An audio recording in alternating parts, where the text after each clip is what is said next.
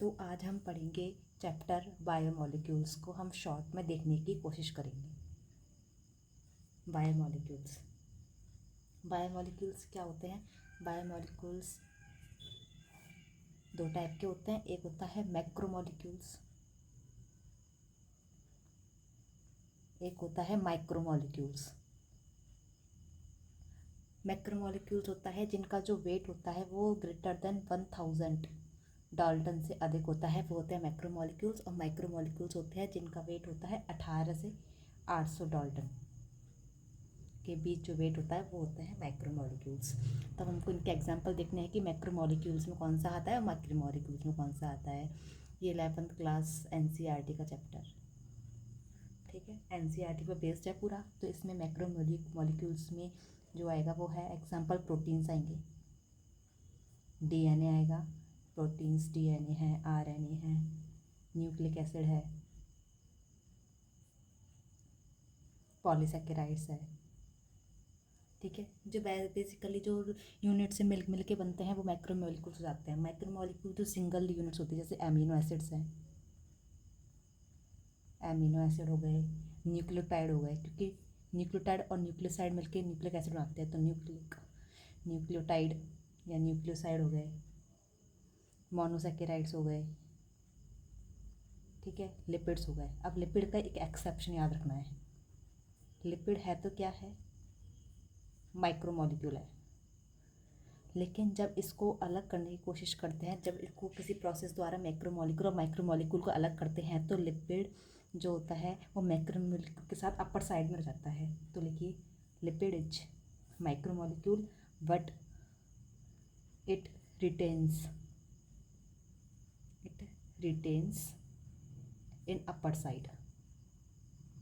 जब इनको स्ट्रेन करते हैं मैक्रोमॉलिक्यूल को माइक्रोमॉलिक्यूल से, तो ये जो स्ट्रेनर होता है उसमें लिपिड मैक्रोमॉलिक्यूल के साथ ऊपर रहता है, जबकि माइक्रोमॉलिक्यूल स्ट्रेन होकर नीचे चला जाता है, ठीक है। इसलिए रिटेन इन अपर साइड, ठीक है। लिपिड क्या होता है?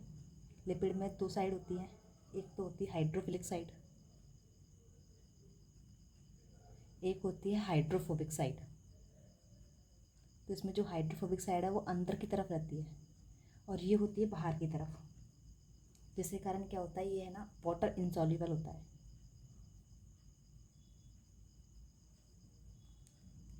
ठीक है।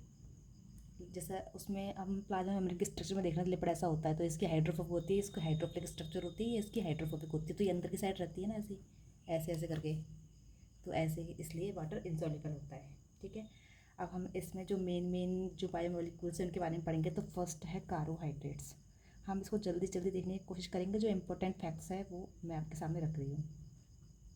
कार्बोहाइड्रेट्स, ठीक है। कार्बोहाइड्रेट्स ये तो पता ही है, 3 टाइप के होते हैं। एक होता है मोनोसैकेराइड, डाइसैकेराइड या फिर ऑलिगोसैकेराइड बोलते हैं इसको, ऑलिगोसैकेराइड, ठीक है। एक होता है पॉलीसैकेराइड।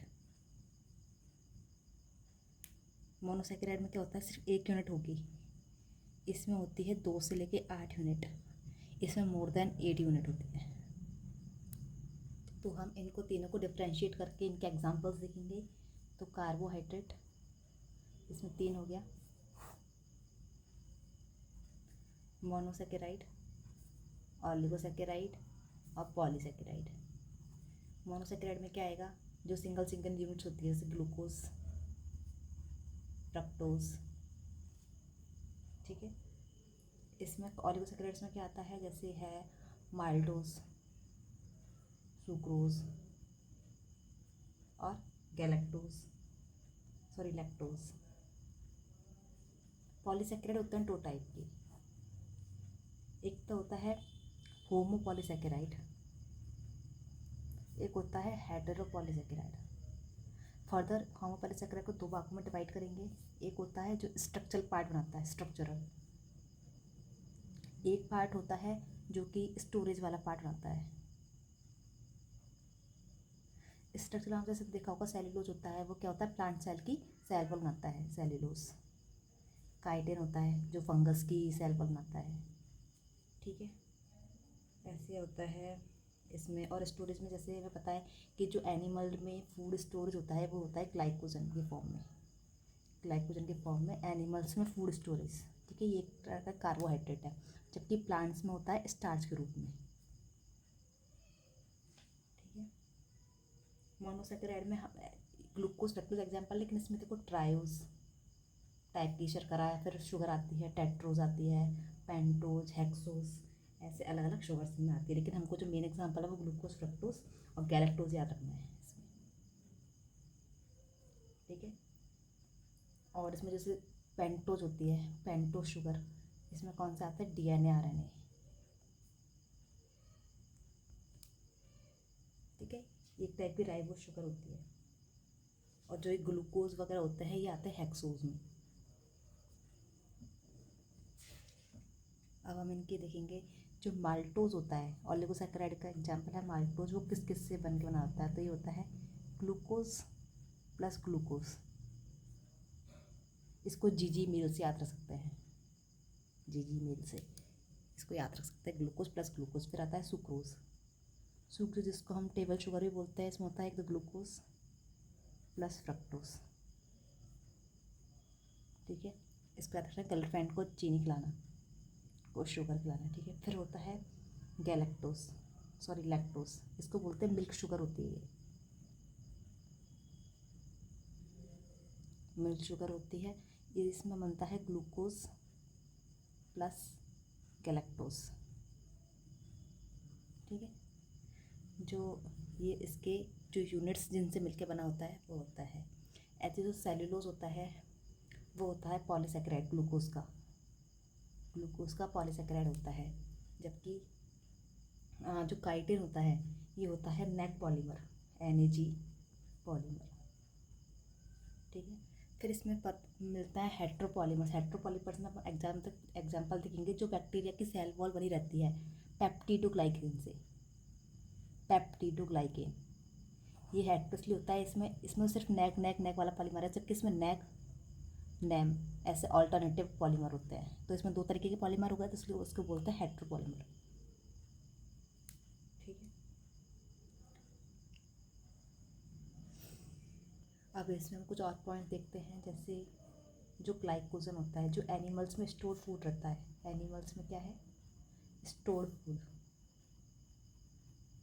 ये किसका बना होता है, ये होता तो है ग्लूकोज का polymer, glucose polymer, as well as जो अब स्टार्च है वो भी ग्लूकोज का पॉलीमर है, जो कि प्लांट्स में फूड स्टोर करता है, ये भी ग्लूकोज पॉलीमर है। ठीक है, लेकिन स्टार्च की जो यूनिट्स हैं वो क्या क्या है, ये पॉलीसेकेराइड में आता है ना, इसकी जो यूनिट्स हैं वो है amylose plus amylopectin.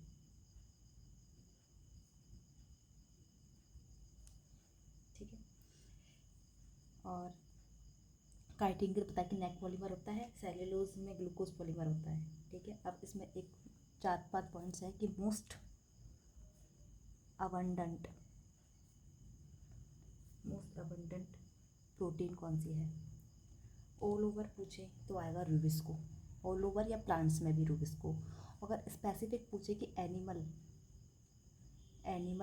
Most abundant animal protein, तो वो होगी कोलेजन, जिससे हमारी मसल्स बनती है। ठीक है, मोस्ट अबंडेंट बायोमोलिक्यूल्स पूछे तो वो आता है सेल्यूलोज। ठीक है, ऐसे जो सेल्यूलोज होता है वो एनिमल्स जैसे गाय वगैरह में तो ये डाइजेस्ट हो जाता है, लेकिन ह्यूमंस में इसका डाइजेशन नहीं होता, not digest in human body. ठीक है, तो हम कार्बोहाइड्रेट की स्ट्रक्चर जैसे ग्लूकोज की स्ट्रक्चर, राइबोज पहला देखते हैं, हम राइबोज शुगर की स्ट्रक्चर देखते हैं, राइबोज की स्ट्रक्चर देखते हैं। तो इसमें क्या होता है, 5 कार्बन वाली चेन होती है। ठीक है, तो इसका देखेंगे, 1 2 3 4 5। ठीक है, यहाँ पे होगा लास्ट में, इसमें स्टार्टिंग में CHO होता है और लास्ट में CH2OH होता है, ये याद रखना है। तो CHO लगाएंगे हम ऊपर, लास्ट में होता है CH2OH, तो ये H हो गया, यहाँ पे OH हो गया, यहाँ पे H हो गया। ठीक है, बाकी में HOH जोड़ते जाना है। ठीक है, H OH। और हम इसको क्लोज चेन के रूप में बनाते हैं, तो ये वाला जो ऑक्सीजन होता है वो यहाँ पे आकर जुड़ता है। ठीक है, अब इसको क्लोज चेन बना के देखेंगे तो ये पेंटोज शुगर ये हो गया 5 में। ठीक है, तो यहाँ पे हो गया ये सी है, कार्बन का एक carbon, 2 carbon, 3 carbon, 4 carbon, sorry 4 रह गया, ये ऐसे बनेगा ये नहीं सही। अब इसे क्लोज चेन वाले स्ट्रक्चर देखेंगे तो ये ऐसे ऐसा होगा, ये कार्बन 1 2 कार्बन, 3 कार्बन, 4 कार्बन। ठीक है, और 5 जगह पे होता है। तो यहाँ पे H O H H O H H O H, last में CH2OH और H। तो ये जो है ना, ये वाला O, जैसे हमने कल देखा था, ये वाला O जुड़ता है लास्ट वाले कार्बन से। ठीक है, लास्ट से पहले से। हमने राइबोज शुगर की जो स्ट्रक्चर थी ना वो देखिए। अब राइबोज शुगर में क्या होता है, अब हम ग्लूकोज की स्ट्रक्चर देखेंगे। ग्लूकोज की स्ट्रक्चर में 6 कार्बन आएंगे, तो 1 2 3 4 5 एंड 6। वही ऊपर CHO आएगा, डबल बॉन्ड H। ठीक है, वही इसमें HOH, इसमें सिर्फ उल्टा होता है। जो दूसरे नंबर वाला कार्बन होता है, सेकेंड नंबर वाले कार्बन पर यहाँ पर OH होता है, यहाँ पे H होता है, बाकी सेम है। HOH HOH, यहाँ पे होता है CH2OH। ठीक है, ये पहले होती है, तो इसमें जुड़ेगा ये वाले से ऐसे। ठीक है, 1 और 5 नंबर का 1 2 3 4 5। ठीक, थर्ड नंबर कार्बन में ऑक्सीजन जो OH ग्रुप होता है वो लेफ्ट साइड रहता है, बस बाकी सब सेम है। और फर्स्ट वाला जो है वो 5th नंबर वाले कार्बन से जुड़ता है। तो इसकी स्ट्रक्चर देखेंगे, इसमें 6 है तो उसमें 6 वाली स्ट्रक्चर बनेगी।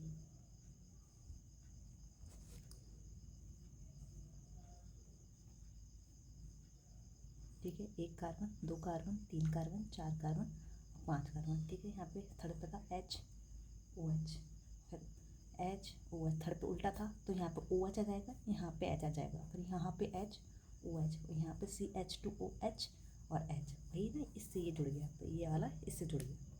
ठीक है, ये हो गई जो मोनोसेकेराइड उनके स्ट्रक्चर, इसमें ग्लूकोज आ गया। ठीक है, राइबोज इसलिए पढ़ा था क्योंकि राइबोज से ही DNA और RNA वाली स्ट्रक्चर बनती है। ठीक है, अब देखो ऑलिगोसैकेराइड की स्ट्रक्चर देखते हैं। ऑलिगोसैकेराइड्स कैसे बनता है, तो 2 मोनोसैकेराइड्स की यूनिट या 2 से 8 जो मोनोसैकेराइड की यूनिट मिलके ऑलिगोसैकेराइड बनाती है। ठीक है, तो ऑलिगोसैकेराइड की स्ट्रक्चर देखते हैं हम।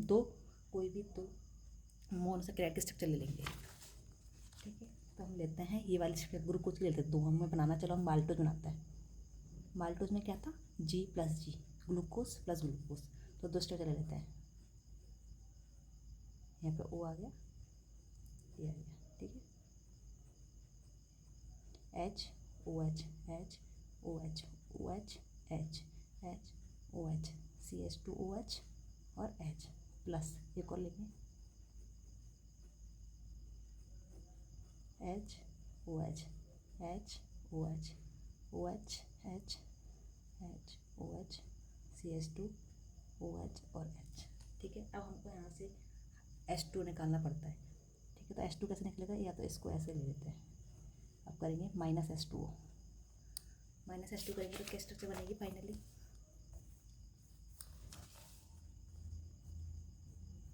ये। ठीक है, ये तो बाकी सारी एज इट इज रहेंगी चीज़ें।